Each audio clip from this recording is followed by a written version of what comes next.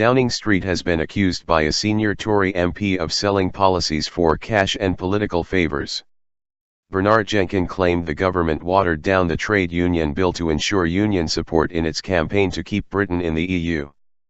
Mr Jenkin told MPs this stinks like cash for questions and showed the government was at the rotten heart of the European Union. But Business Minister Nick Boles said his claims were not right. He told Mr Jenkin, who is a leading figure in the Vote Leave campaign, that not every compromise is a conspiracy.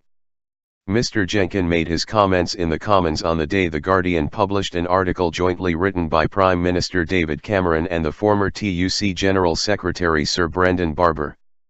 In it, they say that very special circumstances have brought them together, adding that despite their political differences they are united in our conviction that Britain, and Britain's workers, will be better off in a reformed Europe than out on our own.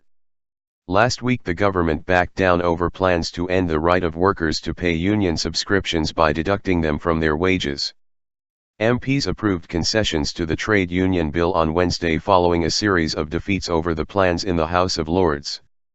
They included a climb down on attempts to force all union members to opt into paying a political levy, which will now only apply to new members. Wholly unexpected. Mr Jenkin told MPs in the Commons, yesterday, the minister's concession was wholly unexpected. He questioned whether the changes were linked to reported claims that unions could donate up to £1.7 million to the Labour in for Britain campaign to remain in the European Union. Mr Jenkin said, "It has been confirmed to me through more than 2 independent sources that Number 10 instructed these concessions to be made after the discussions with trade union representatives. This being true would amount to the sale of government policy for cash and political favours." He went on, "This stinks, this reeks of the same as cash for questions. This shows this government really is at the rotten heart of the European Union." But Mr Boles said the Cabinet Office had advised him there was no breach of the ministerial code and nothing for the Prime Minister's advisor on ministerial interests to investigate. Ping pong.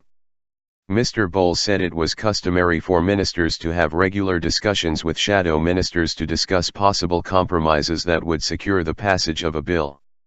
The trade union bill is now in ping pong and, as is customary at such times, ministers have held regular discussions with shadow ministers to discuss possible compromises that would secure passage of the bill and delivery of the commitments made in the Conservative Party's manifesto, the Business Minister said. Mr Boles also said that the TUC, GMB Unite and Unison had declared their support for remaining in the European Union before concessions were offered. He added that major opposition from peers, including prominent Conservatives, had encouraged the government to make concessions.